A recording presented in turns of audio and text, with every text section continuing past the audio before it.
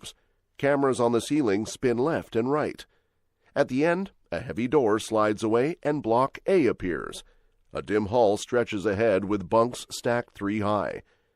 Each prisoner carries one plastic jerry can for drinking, washing, and flushing until the next water run.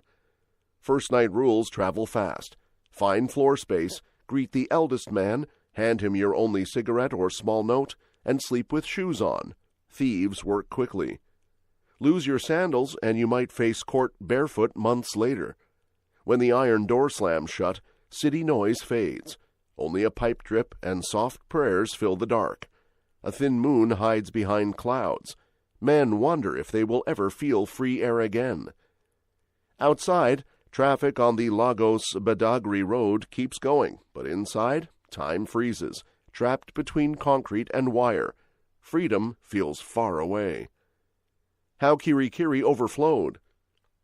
To grasp why this fortress is bursting, roll back 3 decades. During the 1990s, Lagos morphed into a megacity fueled by oil money, but opportunity was uneven. Armed robbery gangs prowled night traffic. Cult clashes bled across university campuses. Pipeline vandals torched swamp villages, and kidnappers snatched commuters from gridlocked roads. Police stations filled beyond capacity. Judges signed emergency transfer orders. Kirikiri, built for 1,056 men, took the overflow. Numbers spiraled. By February 2022, reporters counted more than 2,000 inmates wedged inside. Cells meant for 8 now shelter 30, head to toe on cracked concrete. Mattresses rot, walls sweat. Each midday, the temperature beneath the corrugated roof surpasses 40 degrees Celsius, turning blocks into furnaces. Medical officers plead for fans, but the wiring, installed in colonial days, can't carry extra load without sparking fires. Congestion is driven not only by crime, but by clogging courts. Across Nigeria, some 80,000 people sit behind bars. 2/3, about 53,000, still await trial. Lost case files, endless adjournments, and lawyers who fail to appear stretch pending into years. In Kirikiri, teenage phone snatchers bunk beside contract killers, petty hawkers beside arms traffickers. Predators quickly sense easy prey, so bribes or alliances become insurance against violence. Overpopulation seeds disease. Tap water flows sporadically, forcing prisoners to hoard buckets scraped from a single tank. In July 2024, cholera punched through Block C. 25 cases were confirmed before dawn. Health workers arrived wearing masks, distributing rehydration salts, while warders drenched floors with bleach.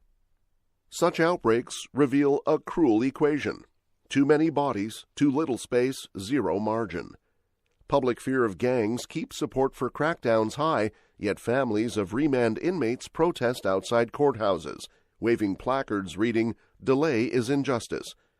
They demand bail reforms, faster arraignments, and drug treatment options for petty users. Until bureaucracy catches up, the head count rises daily. Each fresh arrest, another body squeezed between bunks, another lung-breathing humid air, another whispered prayer for a judge to finally call a name. Promises of reform. In every election cycle, leaders pledge to heal Kirikiri's wounds. Some fixes arrive, many stall. Back in 2018, Britain offered £700,000 to build a new 112-bed wing, ensuring UK courts could deport convicts without breaching human rights treaties. The wing opened with gleaming bunk frames and its own generator. Within months, overcrowding swallowed the extra space. 2 years later, lawmakers doubled the daily food allowance to 1,000 naira after inmates told journalists even hungry dogs would reject our beans. Meals improved for a season. Inflation soon erased gains. Kitchen stews now depend on onions and palm oil donated by faith groups. Officers admit they sometimes buy seasoning with their salaries, fearing riots over bland porridge. President Bola Tinubu, sworn in May 2023, unveiled a corrections upgrade blueprint. Erect 3,000-bed ultra-modern prisons, digitize records, and expand virtual trials so defendants appear by video instead of waiting for broken transport trucks. A Lagos pilot streamed 234 hearings, paperwork dropped by half, and judges cleared minor narcotics cases in days rather than months. Yet defense lawyers argue deeper surgery is needed. Antiquated statutes still criminalize street hawking, wandering, and even begging. Non-custodial sentencing boards now review minor thefts, recommending community service or drug care. Progress feels slow because each step faces hard obstacles: patchy electricity, scarce broadband, budget rivalries, and the political fear of seeming weak on crime. Polls show 8 in 10 Lagosians still back harsh crackdowns, remembering nights when kidnappers ruled expressways. Politicians therefore juggle votes against rights. Small wins shine.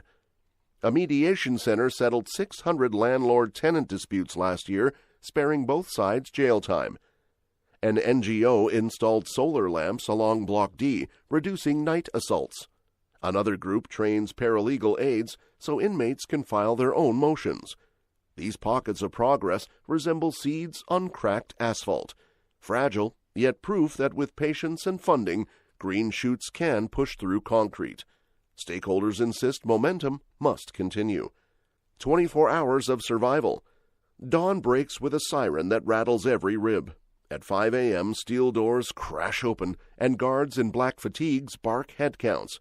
Block B, Cell 12, 47 present. Breakfast follows.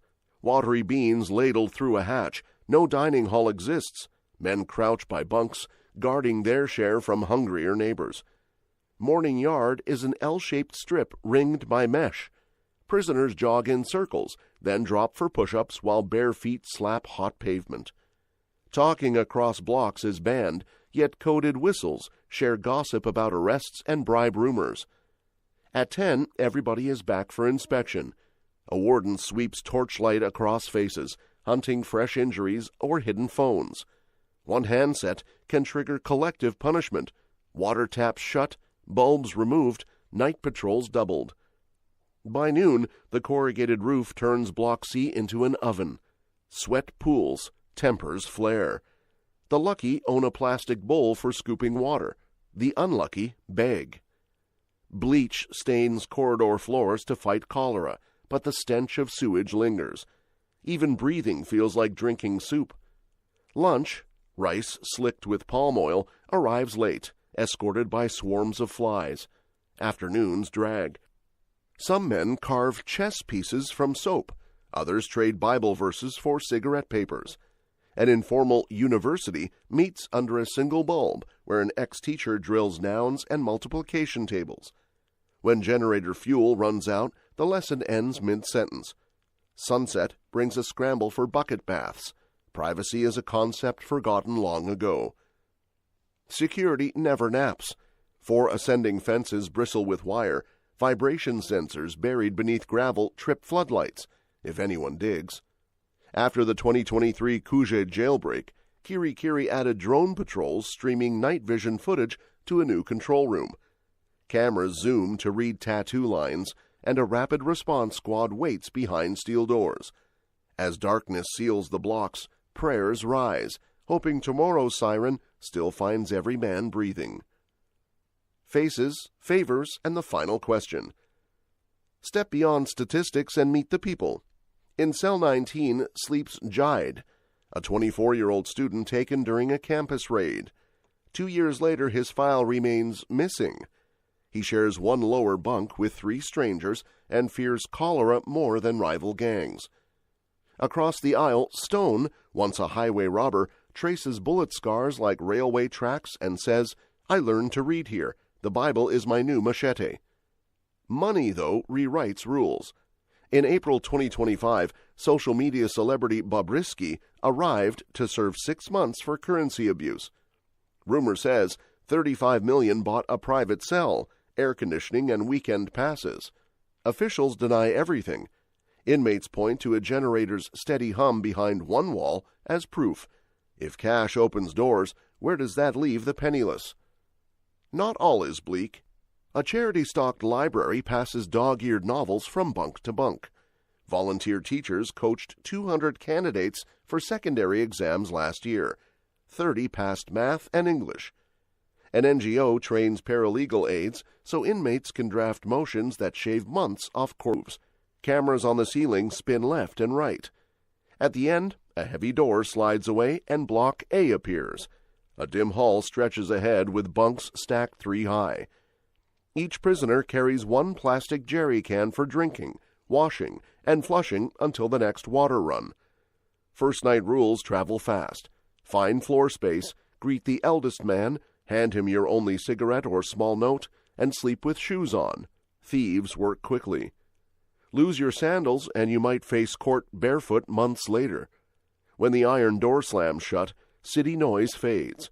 Only a pipe drip and soft prayers fill the dark. A thin moon